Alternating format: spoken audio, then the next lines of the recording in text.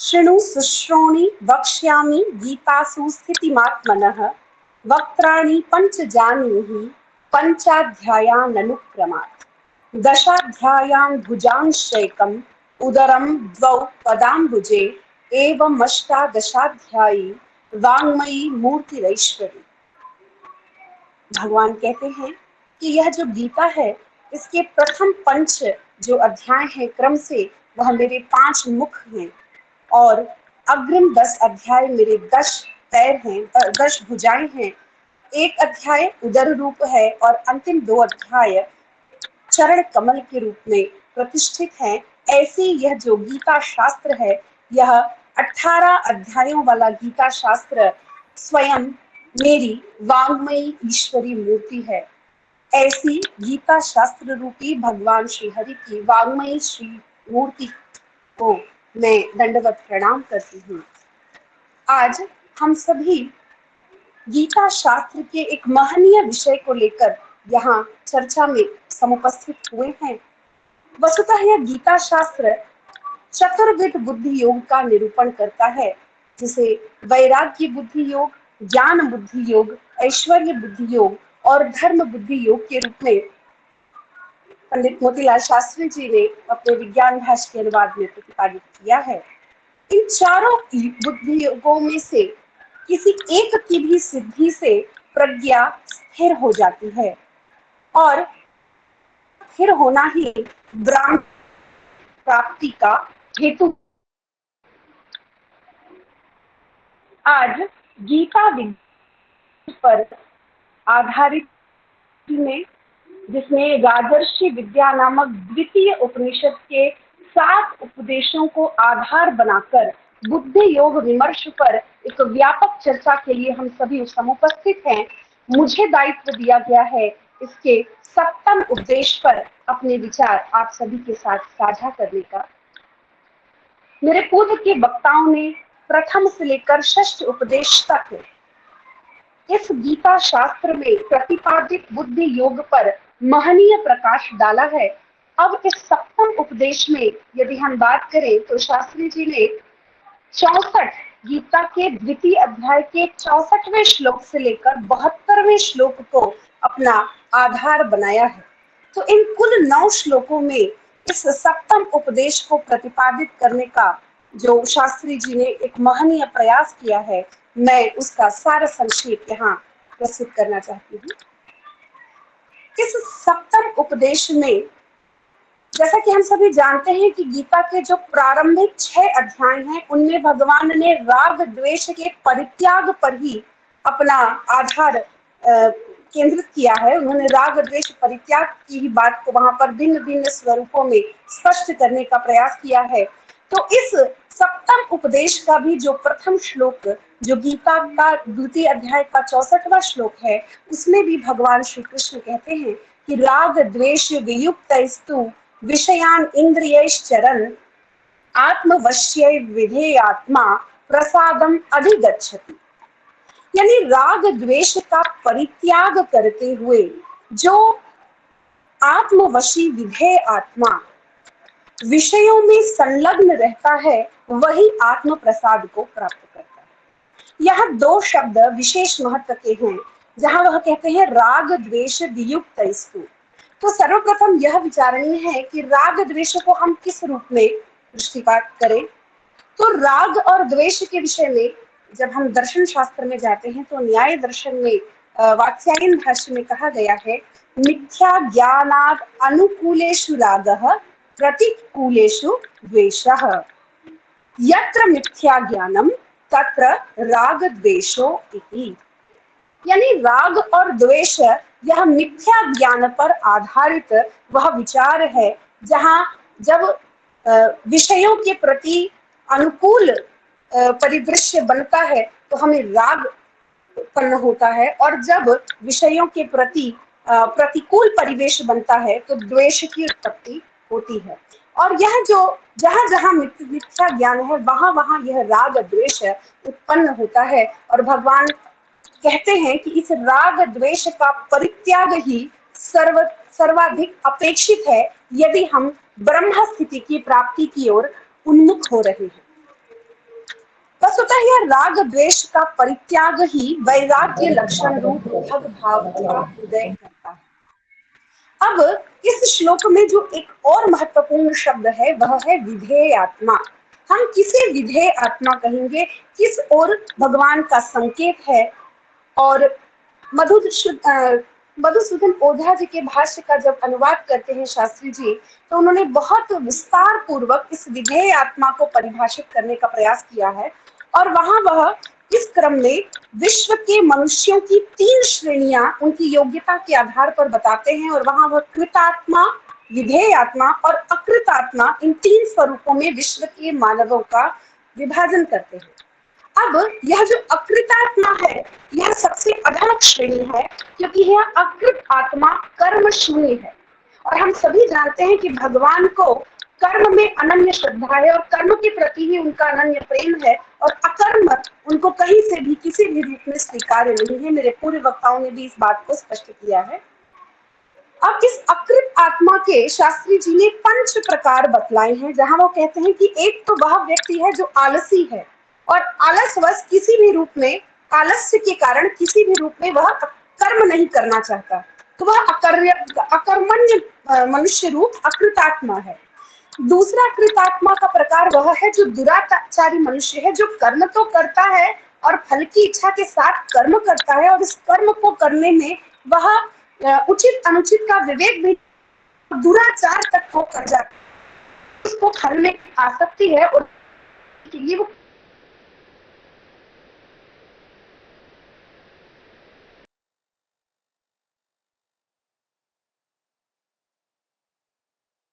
शास्त्रीय कर्मों को करता में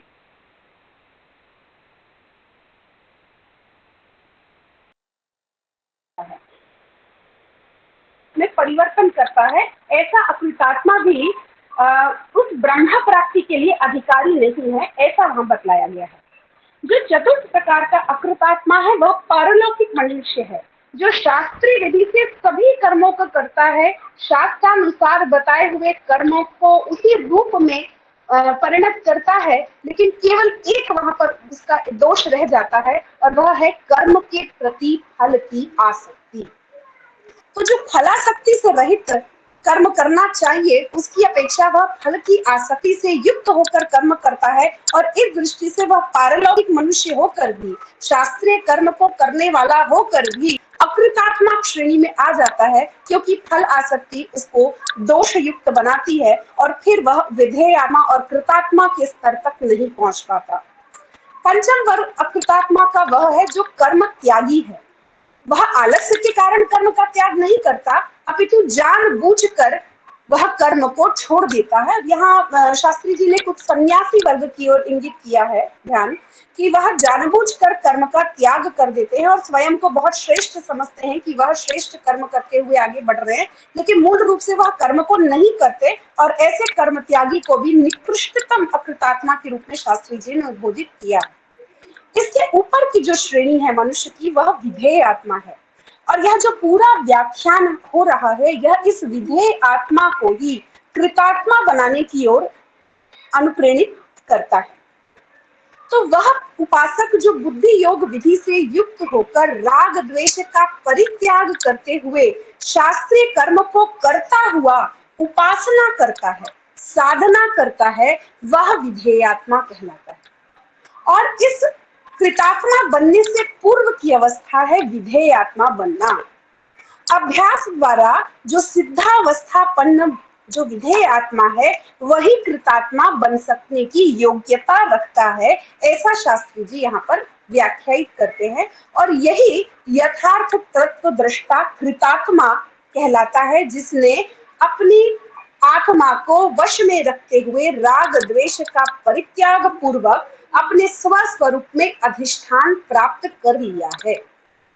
इस दृष्टि से जो कृतात्मा, विधेयात्मा और अकृतात्मा का यह जो भेद हुआ, इसमें कृतात्मा के लिए शास्त्री जी ने अनेक उपाधियों का प्रयोग किया है। वह यथार्थ दृष्टा कहते हैं कृतात्मा को, और उसी के लिए मुक्त शब्द का प्रयोग करते हैं। वह मन प्रधान है और वही प्रत्यक ब्रह्म है, वह ज्ञानमय है और देहाभिमान शून्य भी वह कृतात्मा ही है।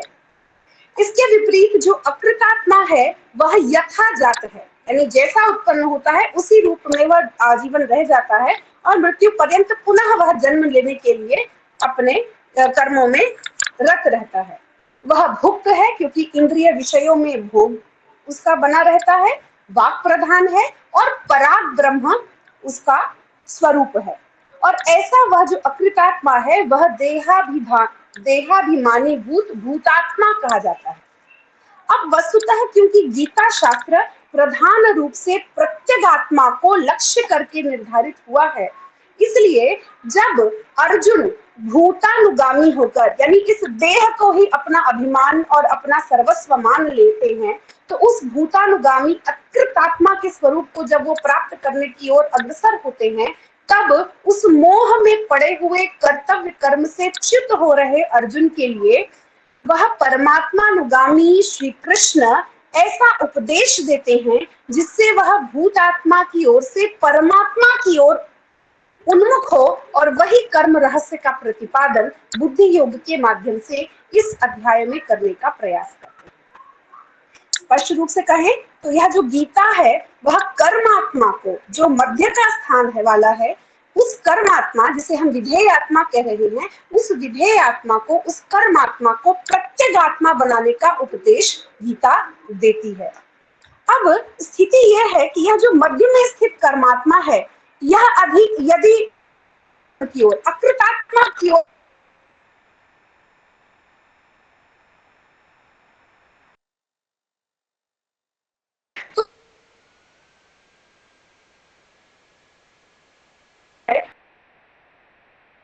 वे इंद्रिय विषयों में संलग्न जो बुद्धि युक्त है वह विधेय आत्मा ही आपका अधिकारी होता है। अब यहाँ आत्म प्रसाद की जो बात हो रही है, तो क्या यह आत्म प्रसाद वही सुख है जो हम इंद्रिय सुख के रूप में जिसकी कल्पना करते हैं? तो द्वितीय श्लोक जो है गीता के द्वितीय अध्याय का 65वां श्लोक, वहां कहते हैं प्रसादे सर्व दुखानां हानिरस्योपजायते प्रसन्न चेतसो ह्याशु बुद्धि पर्यवतिष्ठति। कहते हैं आत्म प्रसाद होने पर सभी प्रकार के दुखों का नाश हो जाता है और प्रसन्न बने हुए चित्त से युक्त पुरुष की बुद्धि तत्काल स्वस्वरूप में अधिष्ठित हो जाती है। तो क्या ये आत्म प्रसाद और सुख ये दोनों विजातीय तत्व हैं या सजातीय हैं? तो कहते हैं कि नहीं, यह जो आनंद है, यह जो प्रसाद है, उसका साक्षात संबंध प्रत्यक्ष ब्रह्म से है और जो प्रत्यक्ष ब्रह्म से संबंधित है ऐसा वह आनंद ना कभी आता है और ना कभी जाता है, जबकि सुख आता भी है और चला भी जाता है। यह जो सुख है यह सुख दुख का ही प्रतिद्वंदी है। दुख की अवस्था जब ना रहे तो सुख है, लेकिन जो आनंद है वह द्वंद्वातीत है, उसमें किसी प्रकार के द्वंद्व की अवस्था नहीं है। तो जब कहते हैं सर्व दुखानाम हानि ही, तो जब सभी दुखों की हानि का यहाँ मतलब है कि सुख रूप जो दुख है उसकी भी हानि, यानी किसी भी प्रकार का जो दुख है, सुख रूप हो या दुख रूप हो, वह नहीं रह जाता और इस स्थिति में सुख रूप दुख भार भी नष्ट हो जाता है। इस अवस्था में आत्मा स्वरूप में प्रतिष्ठित रहता है, ना वह उन्नति करता है और ना अवनति करता है, और यही आत्मा की स्वस्थता है, यानी स्व में स्थित होने की अवस्था है। इसके अनंतर जब हम अग्रिम श्लोक की ओर जाते हैं तो वहां बात करते हैं अयुक्त की। कहते हैं नास्ति बुद्धि अयुक्तस्य न च अयुक्तस्य भावना न चाभावयतः शांति अशांतस्य कुतः सुखम। कहते हैं कि बुद्धि योग से वंचित, जिसने बुद्धि योग की संप्राप्ति के लिए प्रयत्न नहीं किया, यानी जिसका विधेय आत्मा अकृतात्मा की ओर चला गया, कृतात्मा की ओर अग्रसर नहीं हुआ, ऐसे मनुष्य की बुद्धि स्थिर नहीं होती। और ऐसे अयुक्त व्यक्ति को, जिसने अपने बुद्धि को सही जगह युक्त नहीं किया, ऐसे अयुक्त व्यक्ति को कोई भावना नहीं होती। भावना का क्या अर्थ है? कहते हैं सद असत का विवेक करना ही भावना है। तो ये जो मानस विचार है, भावना, जहां हमें बुद्धि सत और असत में विवेक सिखाती है, वह मानस व्यवहार जब नहीं होगा, जब अयुक्त व्यक्ति को भावना ही नहीं होगी, तो उसको शांति भी प्राप्त नहीं होगी और ऐसे अशांत व्यक्ति को सुख भी नहीं मिल सकता। पूर्व में भी इस अध्याय में पहले ही कह के आते हैं कि दुखेषु अनुद्विग्न मनः सुखेषु विगत स्पृहः वीतराग भय क्रोधः स्थित धीर मुनि रुच्यते। यानी जो वीतराग वाला व्यक्ति है, वीतराग क्या है? तो कहते हैं कि राग, द्वेष और मोह, इन तीनों की अनुपपत्ति ही वीतराग है और यही समत्व का लक्षण है जो पूर्व में कह के आए हैं। तो यहाँ कहते हैं कि राकाजुन्य में भी एक भाग आता है जहां कहते हैं मोहम विधत्ते विषयाभिलाषः, विषयों के प्रति अभिलाषा ही मोह की ओर ले जाने वाली है। तो जब राग, द्वेष और मोह की अनुपत्ति होगी तब वीतराग होगा और तभी समत्व का भाव सिद्ध होगा। और ऐसी स्थिति में जिस मनुष्य का विधेयात्मा राग द्वेष के कारण विषयासक्त होकर अयुक्त बन जाता है, उसका मन और बुद्धि दोनों चंचल होते हैं और आत्मयोग से वंचित होकर वह अविद्या बुद्धि चंचल ही रह जाती है और वह शांत नहीं होती। अतः आत्मा की स्वस्थता, आत्म स्वस्थता और आत्म शांति ही सुख का अनुभव कराती है। यहाँ जिस सुख की बात हो रही है वह आत्यंतिक सुख रूप है और वह विषयानु है, बल्कि आत्मबोध रूप, ऐसा शास्त्री जी यहाँ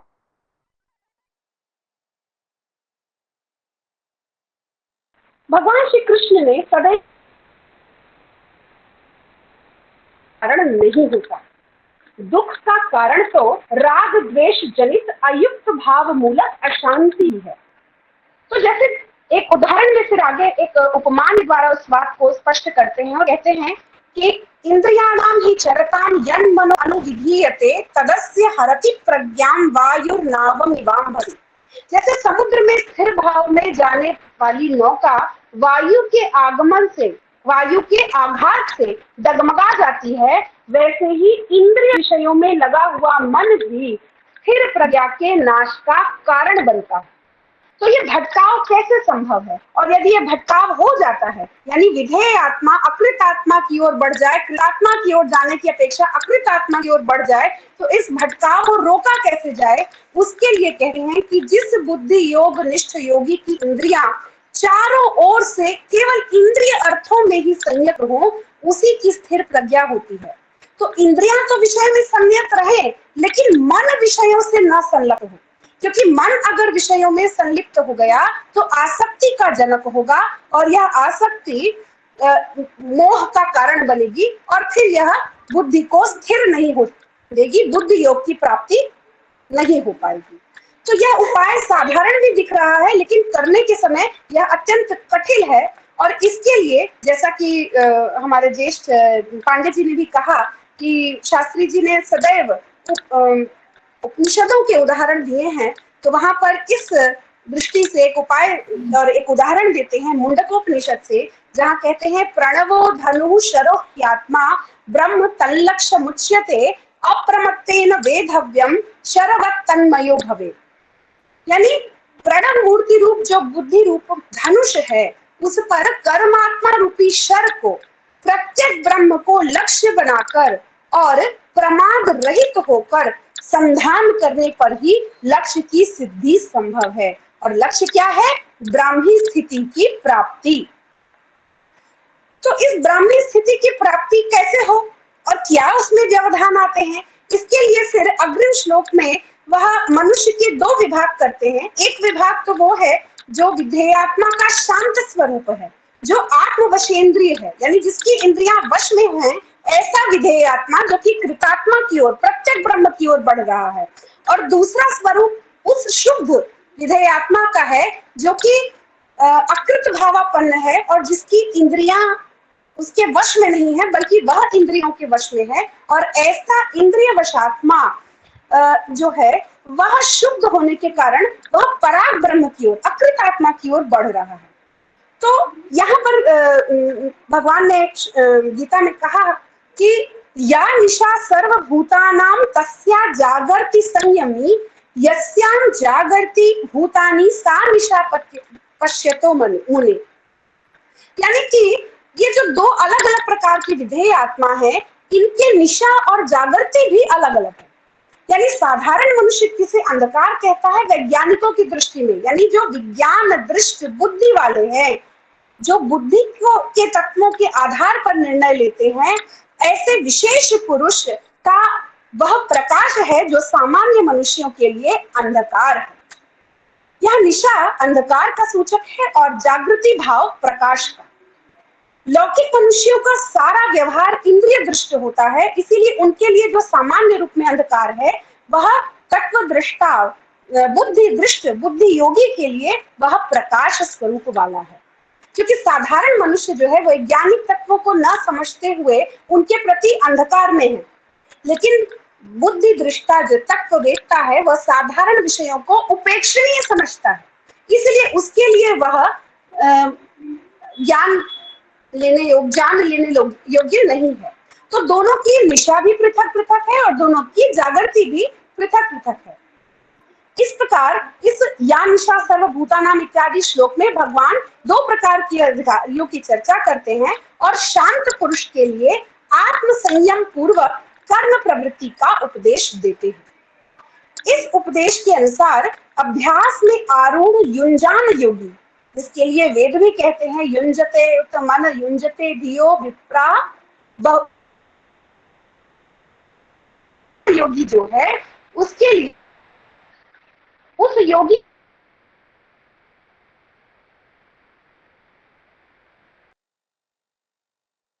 की कामनाओं का उदय भी नहीं हो, तो यही उनकी ब्राह्मी स्थिति बनती है।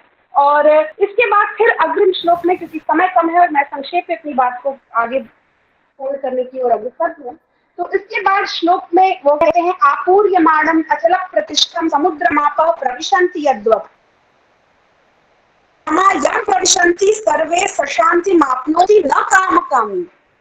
तो यहाँ पर उत्थित कामनाओं का विलयन कैसे हो यह बताया गया है, और फिर विहाय कामान यह सर्वान इत्यादि श्लोक में कामनाओं का अनुत्थान बतलाया गया है।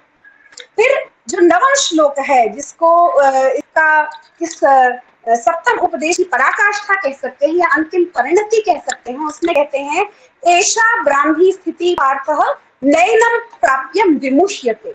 तो इस श्लोक के द्वारा ब्राह्मी स्थिति प्रकरण का उपसंहार करते हुए ब्राह्मी स्थिति से प्राप्त होने वाले निर्माण फल की ओर ध्यान केंद्रित किया गया है।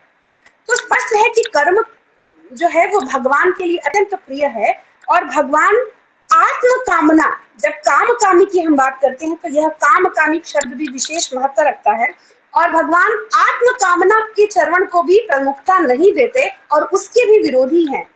क्योंकि जब हम किसी भी प्रकार की इंद्रियों के विषयों में हमने कामना को त्याग कर दिया, लेकिन जब हम आत्मकामी हो गए तब भी तो हमें अभिमान आ गया। तो कहते हैं कि यह आत्म कामना भी जो है आसक्ति धर्मा मन में आत्माभिमान का बीज वपित करती है, और यही आत्माभिमान जो है यह कामासक्ति का बीज है, और जिसके अंदर कामासक्ति आ गई फिर उसको बुद्धि योग की प्राप्ति और उसके बाद कृतात्म स्वरूप की प्राप्ति होना कठिन है। तो इस दृष्टि से जिस प्रकार एक उदाहरण वहां पर उपमान देते हैं कि जिस प्रकार आपूर्यमान शांत समुद्र में चारों ओर से आ करके अपने स्वतंत्र नाम रूप वाले कर्मों का परित्याग करती हुई नदियां समुद्र रूप में परिणत हो जाती हैं, वैसे ही प्रत्येक ब्रह्म रूपी समुद्र में उस बुद्धि योगी की सारी उत्थित कामनाएं अपना वैयक्तिक स्वरूप छोड़ देती हैं और अवयव में परिणत हो जाती हैं। तो जैसे सारी जगह की अलग अलग स्थान की अलग अलग नाम वाली नदियां एक समुद्र में मिलकर उस समुद्र रूप वाली हो जाती हैं, उसी तरह से बुद्धि योगी की सारी कामनाएं भी अपने अपने स्वरूप को, आत्माभिमान को छोड़ करके उस अवयव स्वरूप में ही विलीन हो जाती हैं। स्पष्ट है कि जब तक कामनाएं स्वतंत्र हैं तब तक उनका अस्तित्व है, तब तक वो कामनाएं हैं, लेकिन जब उन्होंने अपनी स्वतंत्रता को छोड़कर अव्यय से युक्त होकर अव्यय स्वरूप वाला होना स्वीकार कर लिया, तब उस कामनाओं का अस्तित्व समाप्त हो गया और फिर वह काम कामी नहीं रह गई। तो जब कर्मात्मा कामनाओं को आत्मा में प्रविष्ट न रखता हुआ मन के साथ बद्ध कर लेता है, वह काम कामी बनता हुआ शांति पद से वंचित हो जाता है। इसलिए कामनाओं का सर्वात्मना परित्याग यहाँ अपेक्षित है।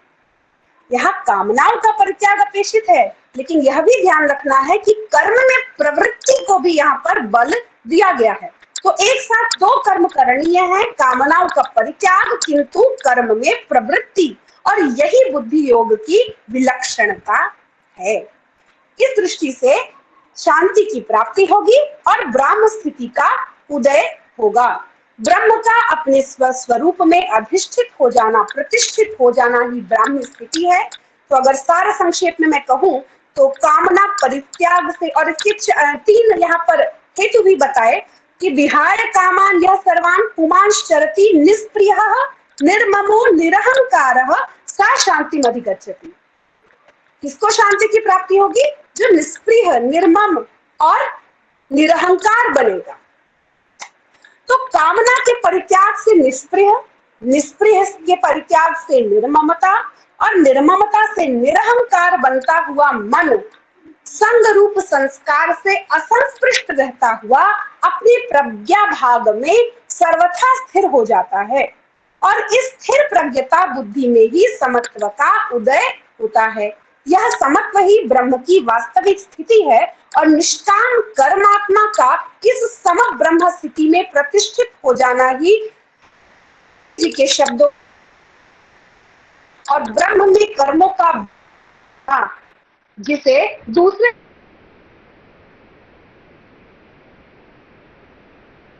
यह ही ब्रह्म निर्वाण है, और यही इस द्वितीय उपनिषद के सप्तम उपदेश का निहितार्थ है। यह विषय अत्यंत व्यापक है और एक एक श्लोक पर बहुत लंबी चर्चा हो सकती है, किंतु यथाशक्ति और यथा समय मैंने इस अत्यंत गंभीर विषय को यहाँ अभिव्यक्त करने का प्रयास किया है।